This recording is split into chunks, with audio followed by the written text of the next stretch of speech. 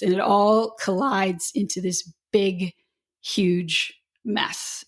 I wouldn't have survived or would not have come out as well as I did without Michelle. And we realized a lot of people don't have a Michelle or a Mikelle and someone that they can help navigate this craziness with.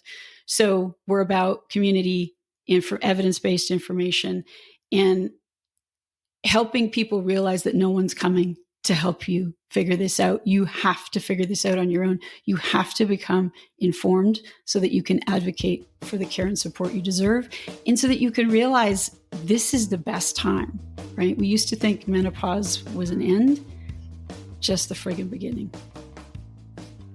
Hi, welcome to the Growth Mixtape Podcast, and I'm your host, Bob Mathers. We have one rule here. We're going to chase our curiosity way outside our comfort zones. The more uncomfortable and awkward, the better. We're going to talk to people you've never heard of doing jobs you didn't know existed. We're going to hear human stories about the things that connect us, what we can learn from one another, and what we can take away to apply to our own lives. These conversations might not seem to have a lot in common at first, but just like songs on a mixtape, we create something memorable and emotional. Today we talk to Michelle and Mikelle, two longtime friends and founders of the This is Perimenopause podcast. Half the population will spend nearly a third of their life dealing with this. It's messy, confusing, and riddled with stigma. And they're on a mission to fix that.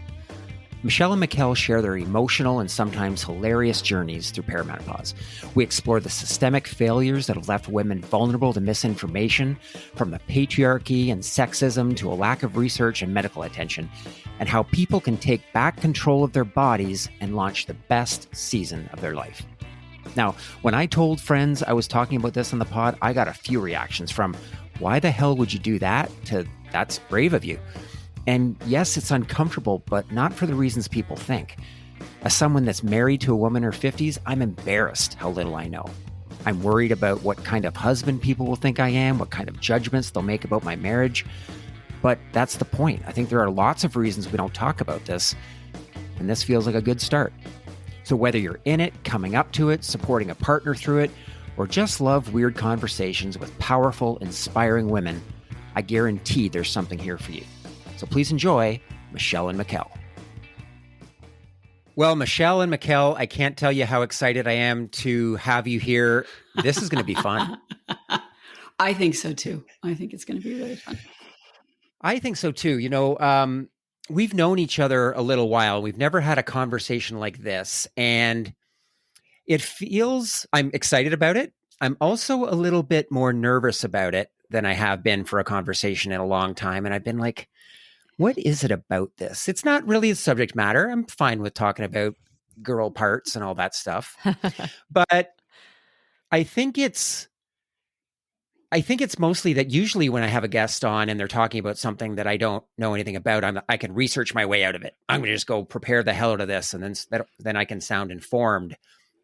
And I just felt like that's kind of cheating. Like, the whole point of this, I think that's what makes it interesting, is that there is nothing on earth I know less about than this.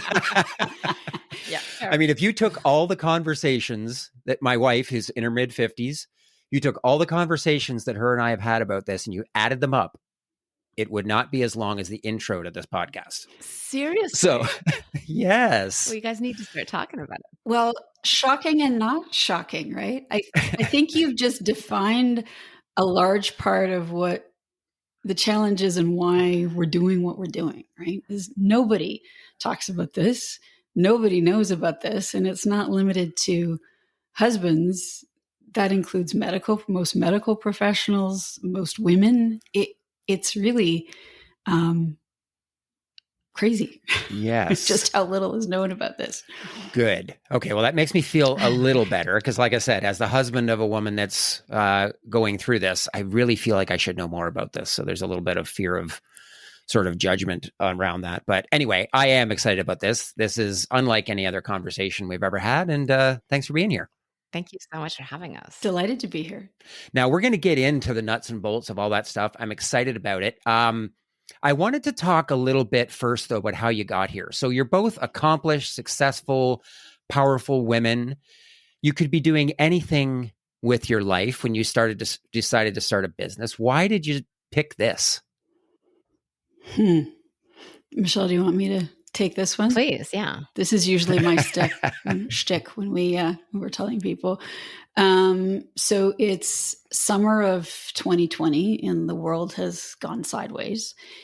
And Michelle had a very successful personal concierge company with employees in Waterloo and surrounding area, and COVID changed that dramatically.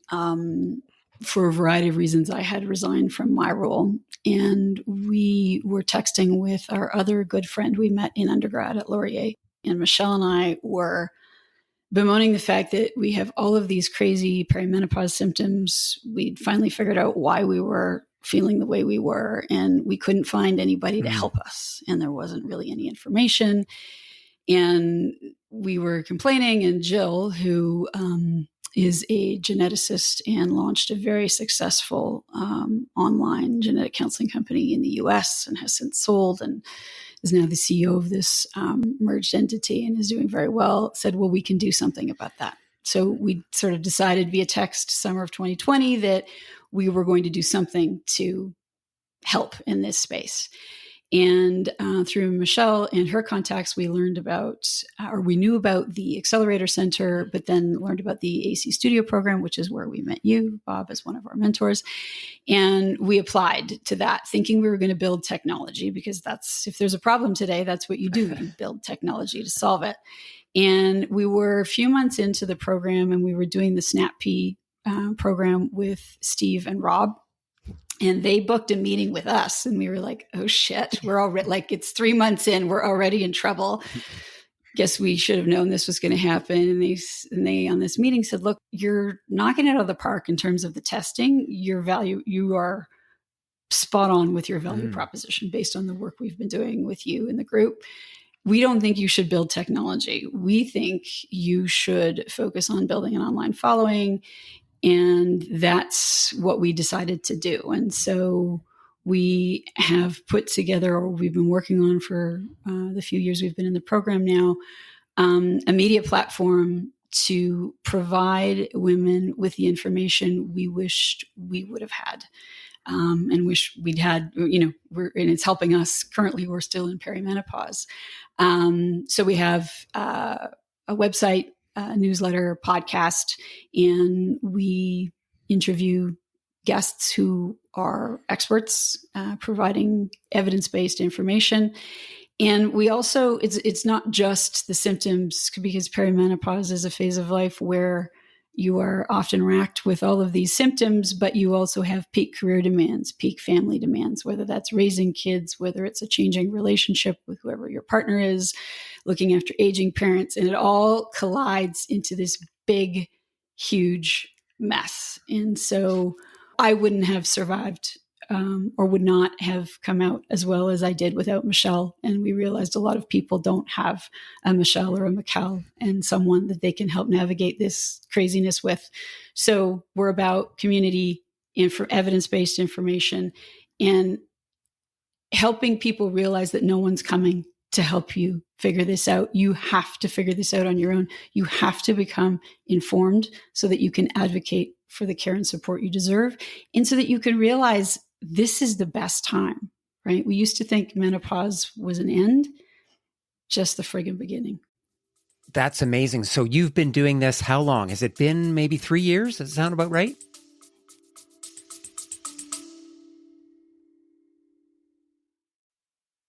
Hey, it's Bob, and I'm taking the Growth Mixtape on the road in a series of keynote speeches inspired by the stories of my amazing guests. At their core, these signature talks are about how to get you and your teams off autopilot and stop settling for small incremental improvements. This isn't going to come from spewing business advice. My podcast is full of people that have done incredible things, and every one of them struggles with self-doubt, imposter syndrome, and the crippling fear of judgment that holds so many of us back. They've also found ways through it by rediscovering their creativity, their curiosity, and the confidence to do scary things. Imagine the power of bringing these vulnerable stories to life, live and on stage, to help you and your teams hit your targets, find your voice, and be the rock stars you are. Book me for your next event at bobmathers.ca. Now back to the show.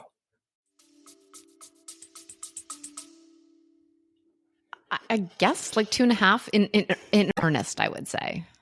When you look back on that, and maybe as a couple of founders that were starting out with this idea, and you look and what you thought you were going to be building, and now looking back, what's the thing that surprised you most?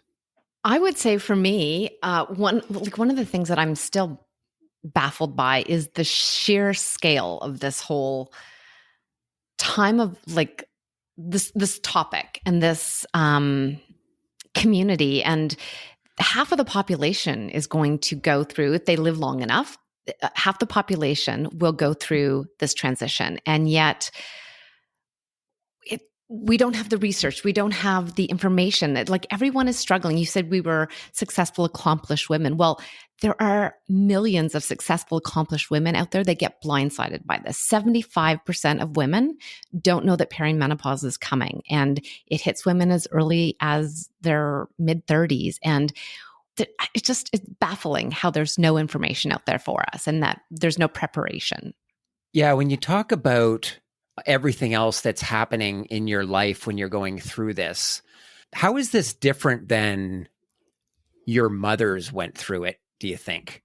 Well, a couple of things. I think our mothers were a generation where they were actually able to take hormone therapy for some of their symptoms, which can be horribly debilitating. And then in 2002, the Women's Health Initiative was halted, and the way in which they disseminated the information was not the way things are normally done. And the information was sensationalized. And overnight, I think the number is about 80% of women stopped taking their hormone therapy. So they were ripped off of it and forced to struggle and deal. So I think that's a little bit different. But certainly the stigma was even more of a thing than it is today. So you just didn't talk about this at all. So I think they were very, very isolated and alone. I think we're in a better situation because people are talking about this. There is information now. I mean, since we started this, there's been a lot that's come online. There's also now a lot of disinformation and misinformation that we need to sift, that everybody needs to sift and sort through and be careful of. Certainly they were more alone and more in the dark than we are today, I think. It's interesting you say that. I was having a conversation with somebody, and I forget what we were talking about exactly. But one of the things I've often thought about when I'm thinking about, the practices that a lot of us talk about around, whether it's gratitude or mindfulness or the way that we take care of our bodies or meditation. And I always think, man, it doesn't seem like our parents ever spent any time worrying about this. And the aha moment that I came to recently is that at least my parents, they worked their ass off until they retired, and then they died 5 years later. They drank like fish. They didn't take care of their bodies. They never exercised a day in their life. And I realized it's a really low bar. And so I guess I was thinking about yes, our parents going through this, I'm going to stop that being my frame of reference, because I think we could do a lot better than that. Absolutely. And now I'm in the thick of it with aging parents. And I hope and pray. I now know so much more. Maybe they thought they knew a lot too, but I feel like I now know that there are certain things I can be doing today that will make it better for me when I'm their age. I hope, because it's astounding to see how quickly certain members of my family have gone from, pretty independent, robust lifestyle to incapacitated. And it's horrible. And I don't want to be in this situation when I'm that age. And I definitely don't want my son to have to deal with what we're dealing with right now. It's a lot. When you know better, you do better, right? Yeah, I think so. Yes. I also think though that my parents probably sat around at my age saying, I'm never going to be a burden to my family. I'm going to be different. And every generation has been saying this forever. But I do think something feels different about, we're doing something about it. Before we get into even defining what some of these things are, I know I work with a lot of founders, entrepreneurs. I know how hard it is. When you look back on the 2.5 years you've been doing this, are there times where you've just thought, yeah, I can't do this anymore? And how did you get through that? Daily. Every day. We still do. Oh my God. It's funny, when we decided to start this, we had a lot of people say, do not do this with your close friends. This is a bad idea. Do not do this. And it's one of the bigger motivators for me, because I get, we're best friends, but life is life. And so we didn't really talk as much as either of us would have liked. Now, I look forward to my week because I know I'm going to get to work with Michelle and talk with Michelle. And I think we've done a really good job of navigating, we disagree and it's not always smooth, but we've done well because we know that no matter what, our friendship is the most important. So if it was, between this business and our friendship, we would choose the friendship. And so I think that's why it's worked. So for me, it's getting to work with Michelle. That has been a big motivator. And I think, we're still not making any money, and we hope to at some point, and these things take a lot longer than everybody says that they do. And we've realized that now, but the number of people who send us a note and say, oh my God, thank you. I thought I was going crazy. I had no idea, or I'm so glad it's not just me. Or we were at the National Menopause Show and we had people we don't know that we haven't cajoled into listening come over and say, oh my God, I just wanted to meet you. I love your podcast. It's so great to see you in person. I mean, I don't think there's any bigger motivator than that. I think too, when you think about turning 50, we started this company just before we turned 50. And I feel like when I was younger, I thought when I was 50, oh my gosh, this is kind of the end. I'm slowing down. I'm going to retire. And to be starting something new, I'm not going to lie, I've been the imposter syndrome, the fear, I got comfortable. I knew what I was doing. I knew how to do everything I was doing. And to start something like this at that stage of life, it's pretty empowering. And it's amazing to know that, hey, I can do something new. I can learn something new today. And I don't have to be perfect at it, but there's still so much left in life. And that's pretty exciting. Yeah, that's amazing. I really like the way you say that. In a lot of ways, it kind of sums up what even this podcast is about. And I've got friends that are retiring and slowing down and planning on buying a place and golfing for the remaining days. And I just feel like, and I've talked to other people too, just feel like all of my experiences up until now have just been amassing a whole bunch of different skills and capabilities that now is my chance to point them in the direction that I've always meant to go. And you're right. I love the way that you articulated it. You said it better than I ever could. I love that. I love what you just said. I think I too, I have all these new ideas for new podcasts, and I just have, I don't know. I think that there's so much coming our way. So it's exciting. So you've touched on a couple things I want to circle back to around the menopause and perimenopause, and in terms of just why it's so difficult to get access to this information and support and even understand what's going on in your body. But before we do that, can we do a little bit of perimenopause for dummies here and just tell me what that means, what menopause is? Is there a post-menopause? Just help me with some of the basics here. Okay. So menopause is one day, and it is the 1-year anniversary of your final menstrual period. There is no test. I mean, doctors can test your FSH levels, but really that is the marker. Post-menopause is everything after that.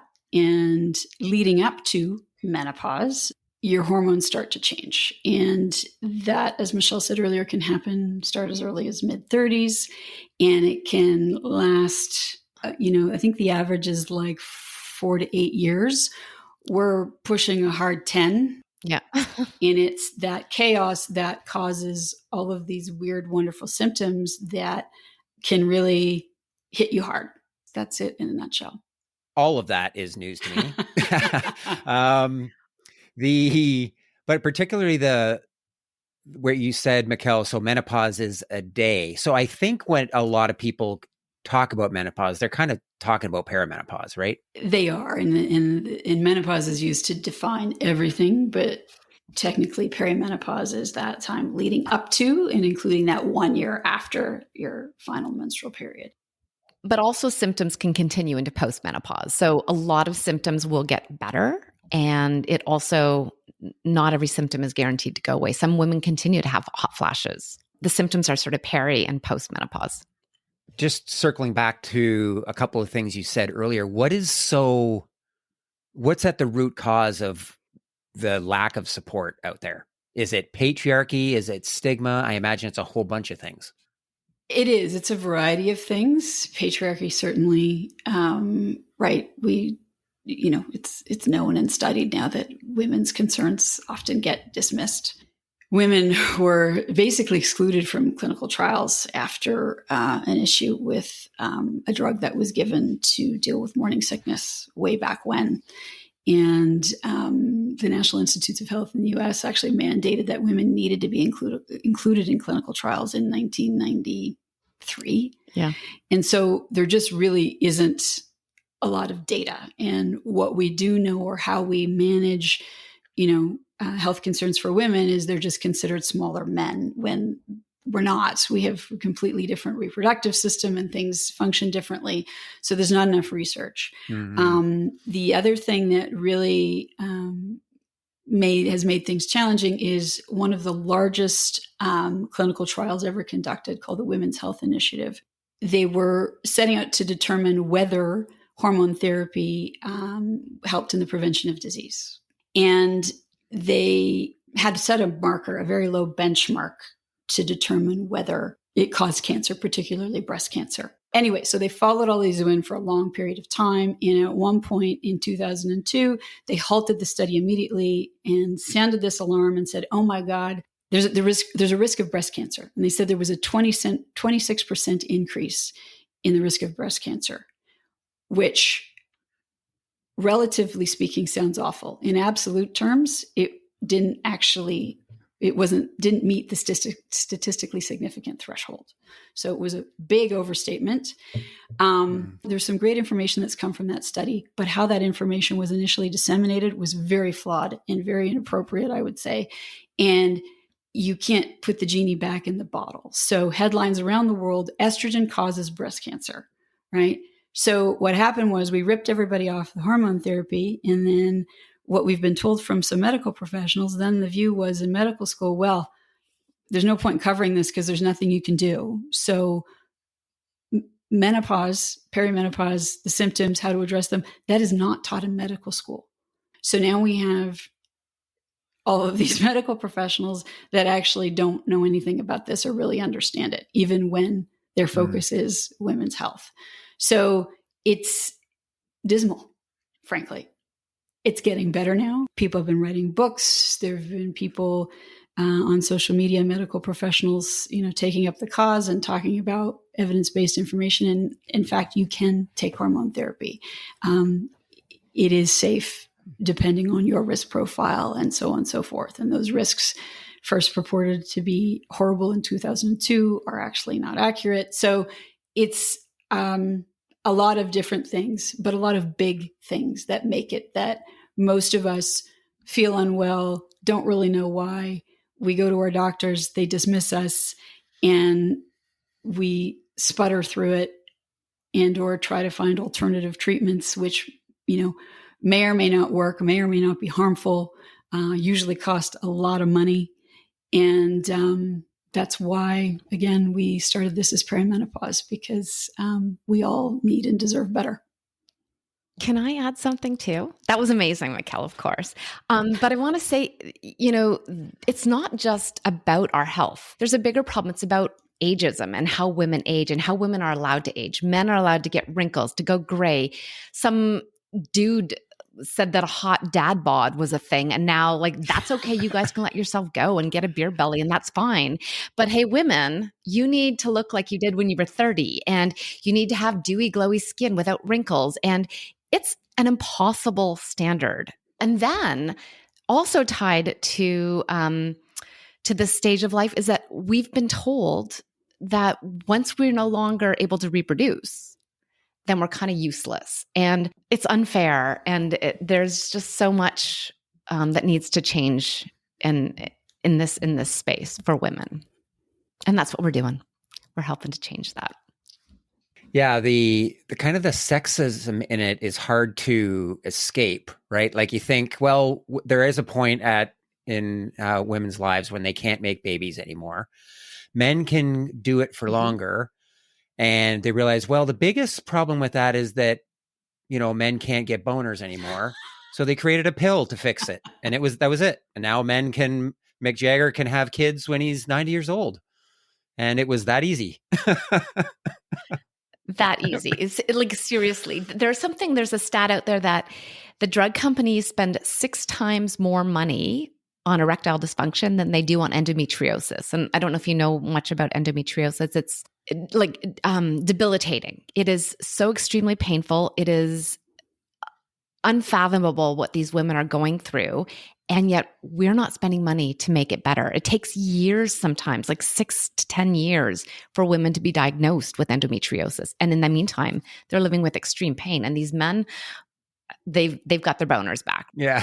The biggest problem is that the boner lasts 4 hours. So we need to put another $1 trillion into figuring out how to make it only last 20 minutes and then take 10 minutes off and then 20 minutes again. Right. Right. I'm sure it's being well looked after. So you've had some women on with some pretty powerful stories. What are the ones that have really stuck with you? I think the one that always jumps to mind for me is we had Trish Barbado from the Menopause Foundation of Canada on, and she and Janet Coe, very successful women, both had big career goals and were well on their way, and then were completely blindsided by symptoms, perimenopause symptoms. They didn't know what was going on. As Trish says, she went to her doctor and got a pat on the head and sent off, and heartbreaking. So her goal was to be the CEO of a publicly traded company, essentially. And when that opportunity presented itself, she had to turn it down because she couldn't function. So when they realized what was going on, they co-founded the Menopause Foundation of Canada, again, because there's not enough information, no support. And they had engaged Ernst & Young, I think it was, to look at what the economic impact is of unmanaged menopause symptoms. And the number they came up with on an annual basis for the Canadian economy alone is $3.5 billion. That is lost every year in the Canadian economy because women don't have the information, the resources, and the care they need to, again, not get special treatment, just have solutions, understand what the solutions are so that they can implement those and get on with it and contribute the incredible amount of experience, information, wisdom, right, that they have, not just in their work, but in their communities, their families. And we're missing out on all of that because a lot of us are saying, no, can't take that promotion, or I need to quit, or I'm just going to work part-time. As a recovering banker in particular, that just really pisses me off. And it's just so staggering to me that it's 2024 and we're just now figuring this out and realizing that this is a problem. And that $3.5 billion is a very conservative estimate, by the way. It's probably in reality a lot bigger number.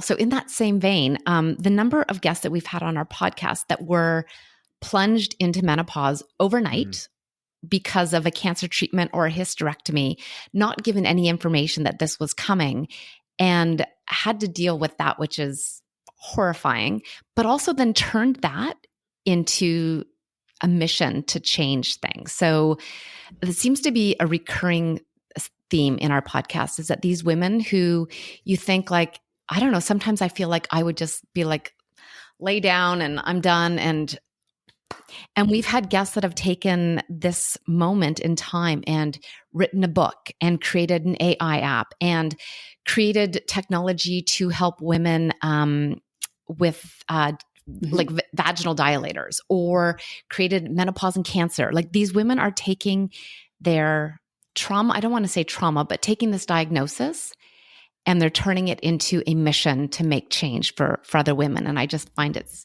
amazing and very inspiring. Yeah. And when you look back on the podcast, you're what, like 30 episodes or so in? Amy? I'm going to check right now. That's producer Amy, who's just peeled back the curtain and she's that disembodied voice from the behind the curtain. And Amy happens to be the producer of both our podcasts, which is amazing. That's why we all sound so good always. Thank you, Amy. Thank you, guys. You're so awesome. So we all have to do a little mental math here. We've got 11 episodes in season 2. And I think it was 26 or something. Yeah. So 30-ish, 40. So we're going to go well over 30. They've been doing it for a year and a half. Yeah, the guests keep getting interesting and more varied. And Bob has been doing it for almost a year and about 3 weeks. So there you go. Oh, my anniversary's coming up. I didn't even realize that. How many podcasts are you in? About 30. About 30 as well. Nice. Yeah. And when you look back on that, how is the podcasting thing? I don't know. Has it gotten easier in some ways, harder in others? I think it's gotten easier. I think we've gotten more comfortable. Mm-hmm. You know, I think we're more comfortable because we realize that just being us is actually the key to all of this. It's disgusting that it takes 50 years to figure that out, but I think we're finally starting to figure that out. Letting our freak flags fly. Yeah. Letting our freak flags fly. Exactly. I don't know. I don't want to speak for you, Michelle, but I feel like my comfort level has certainly increased. And it's funny, Bob, when you talked about, at the beginning, needing to research the shit out of something to make sure that that was my, I felt like I had to know all the answers before I actually got on the podcast, right? I'm a recovering banker and my husband's a lawyer, right? So the whole never ask a question you don't already know the answer to, right. Blah, blah, blah, right? So I was like, Argh. And Amy was like, you don't, Mikelle, just like, you're here to find out and learn. And I'm like, yeah, exactly. You're right. My God, that's just so much better. Yeah, I'm really comfortable with, I'm learning as we go. And that's how it's supposed to be. Yeah, learning alongside our listeners. So much fun. I don't know if you have a ton of fun, but like it's the highlight of my week, my month, whatever. I love it. And I want to do more, Amy. But I think we're at the point now where we can start we've kind of been avoiding some of the maybe more difficult conversations. There's a lot of hot topics when it comes to menopause. And I feel like we've been avoiding getting a target put on our back. And I think now we're maybe, Mikelle, I might be stepping out, but I think we're maybe getting more comfortable and ready to take on some of those hot topics and some of those more controversial topics that our listeners need to know that it's maybe not black and white and that there's, different areas here and they need to know all the options so that they can make the best decision for themselves and for their health. And I think we're ready to kind of step off and jump into that next level. Why do you think you were afraid of those hot topics before? You don't want to be wrong. The imposter syndrome, right? Can I actually handle having the difficult conversation or being challenged or challenging someone? And there's a lot of mean people in this space. And there's a lot of really mean people in this space. Well, there's mean people everywhere, right? It's social media. And that's one of the other great things about the AC Studio program at the Accelerator Center and the mentors, right? Is we got a lot of advice to just run with scissors, right? Stop waiting for everything to be perfect because it's not going to be. And you just need to do this. And you are going to be wrong and you need to be wrong, right? And that's, if you talk to anybody who's had any degree of success, almost guaranteed they will tell you that a big part of that success was failing. So, right, we need to learn to take more risks. And unfortunately, we just weren't at that point when we started this. But to your point, Michelle, I think we are now. Yeah. And in fact, it took Amy a lot of Amy was kind of one that pushed us into the podcast. I love the idea of a podcast, but it was way overwhelming. And Amy kept saying you need to tell more people about what you're doing. you need to do this. You need to do this. So thank you, Amy. Yes. Thank you, Amy. Oh, well, my take on it was that you were doing great things and you had great information, but it was hiding in the website that nobody knew about, and you had to put a voice to it. And when I tell people about your podcast, I say that you're just regular women. You're not doctors, and you are just going out and finding things that people want to learn about and bringing it to them in a way that they want to hear about, rather than being talked to by a medical professional, perhaps. And so I think it's been a really good journey. And I mean, when we first started, you talked about some of the polarizing voices in the space. And I think tackling those when you're trying to learn to podcast on the schedule that you're on was probably the right choice. And now that you're comfortable with that, the next challenge comes. And I'm excited to see who you talk to in the future. Yeah, me too. Mm-hmm. That's really inspiring, because I think when we're kind of afraid of being wrong, I don't know about you, but there was like, okay, this is the part of me that I will show. And that sort of grew over time. And I realized that if people are coming to hear some perfectly polished journalist talk about just the facts, nothing but the facts, they're not my customer. They're not my listener. But the beautiful thing that happens when you sort of slowly bring more of yourself to it is that the people that do come they're your people, man. Like they're going to love you and they're going to talk about you. And it's this idea of you don't need 1 million followers, just need 1,000 true fans. And the only way you're going to find them is just admit that you don't know things and you might be wrong. And yeah, bring people along that journey with you. So I love the way you said that. And I love your podcast, Bob. I listen frequently, and the questions you ask are so insightful, but you're always like, I don't know about this. That's the whole premise of what you're doing. It's such a cool concept. Well, thank you. Do you have any men listening to your podcast? Jason? Yeah, my husband. My wife does not listen to many of my podcasts, I will say. She got the roundup. She's like, hey, look, you're just below Mel Robbins or something. I'm like, yeah, well, way below. No, we don't have a ton. I think Amy, again, would know the stats, but I think it's mostly like 95% women. But fascinating though, when we're doing a pitch or we have a showcase day or whatever, the dudes are the ones that want to talk to us. So there's definitely interest. But again, I think to your points you made earlier about being nervous, and like, it's a scary thing for guys to wade into. And yeah, we get that, but we're looking to bring them along too. And we're going to be interviewing the husband of one of our guests in the context of how do you support, someone going through this. And the reason we're interviewing this gentleman is he was the one that said to her, hey, babe, I think you might be going through perimenopause. Like, she had no idea. It wasn't on her radar. And he started realizing that maybe something wasn't quite the same. And he started doing some research, and he was the one that notified her, like, this is a thing and this is what might be happening to you right now. And here's some solutions, which is amazing. We all need this guy in our lives. But so I think it's going to be a really incredible podcast. I'm excited for it. Well, yeah, he's making the rest of us look bad. Like in that, on the list of things that I would never in a million years say to my wife, even if I thought it, is, hey, I think you're going through menopause. Yeah, why don't you just pick your clothes off the driveway and go live in a basement apartment somewhere? Yeah, risky. Yeah.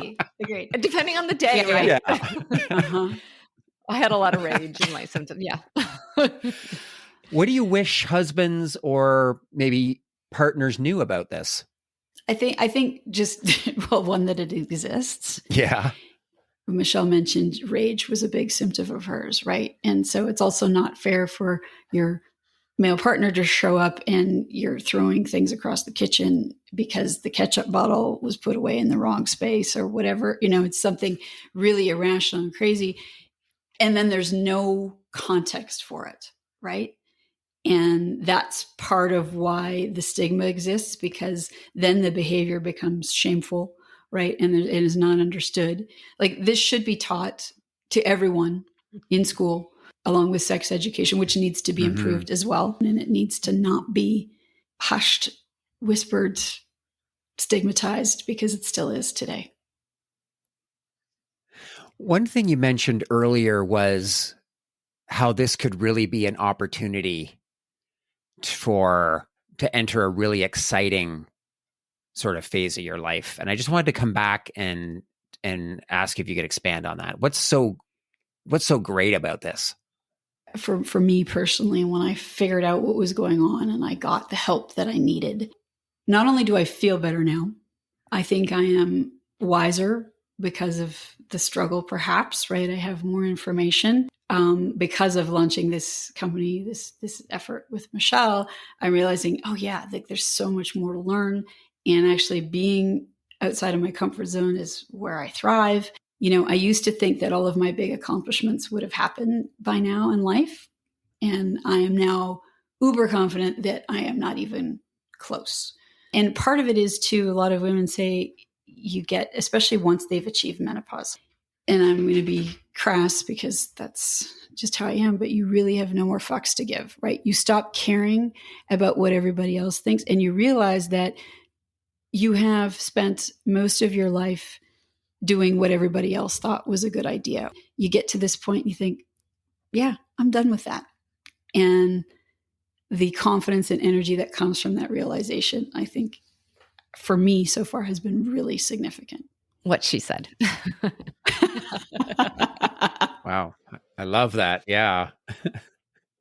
And so if somebody wanted more information, like where's the first place you would send them for somebody that maybe thought they were having symptoms or just wanted to learn more about this, other than the This is Perimenopause podcast, of course?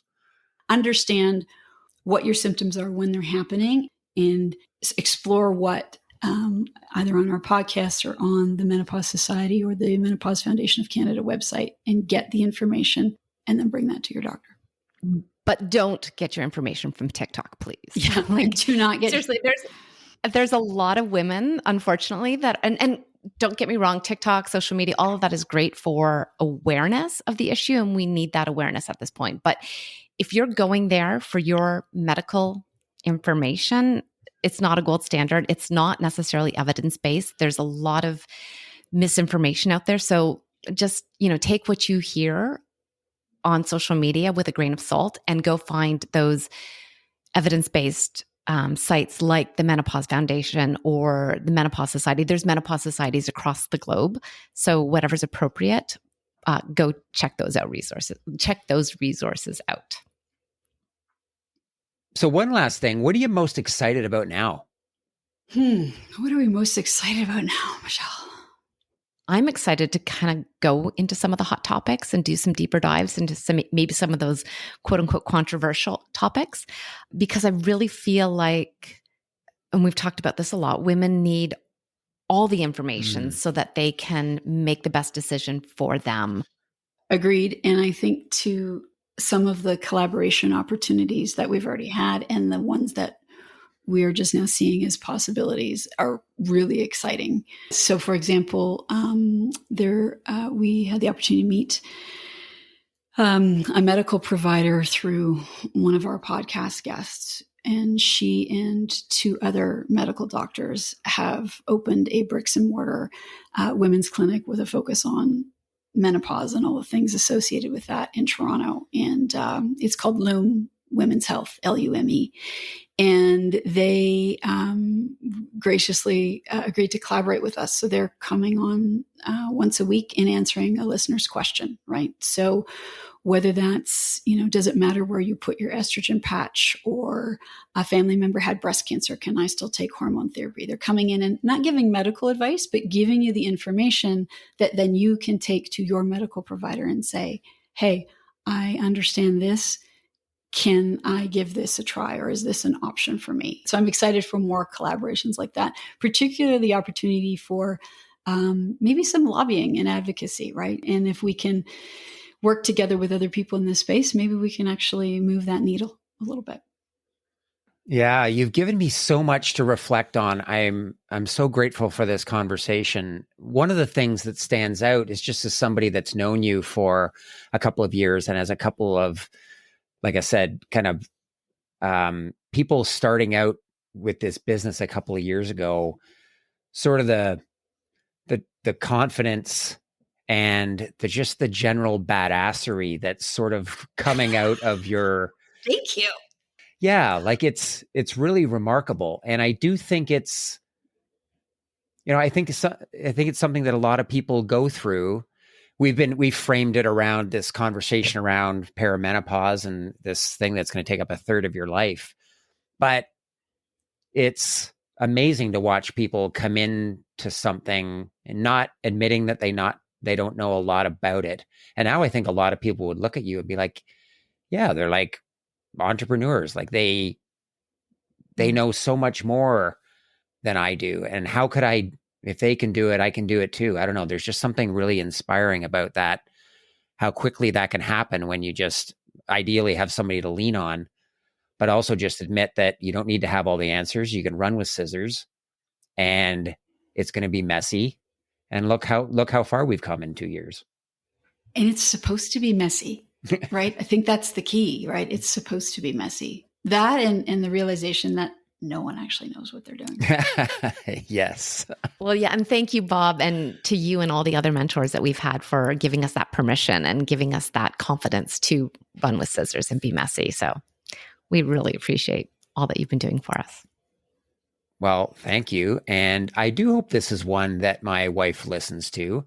I didn't finish your answer, but Michelle, when you asked me, she's, it's a funny thing about having a podcast is that sometimes I leave little Easter eggs about different friends or conversations I've had to see if they've actually listened. Because until Spotify one day tells me exactly who's listening, I can only guess by the questions that I get asked. And sometimes I'll leave something and my wife will be, oh yeah, I listened to that. I'm like, you didn't listen, because if you listened, then you would have asked me a question about that. Anyway, I'm sure that she will listen to this. Jill, I love you with all my heart. You're a very busy woman. You keep this house running all by yourself. So well done. So you're excused if you can't squeeze every single episode into your day. But this is a good one, Jill. But this is at the top of the list for sure. Absolutely. Thank you so much for doing this. It's been awesome. Thank you for having us. So fun. Yeah, it was super fun. The Growth Mixtape podcast with Bob Mathers is produced by Bespoke Projects. Music by Je m'appelle Walter Cronkite. If you enjoyed this episode, please take a moment to follow and rate us. When you do this, it helps to raise our podcast profile so that more people can find us. If you want to connect, you can find me on LinkedIn using the link in the show notes.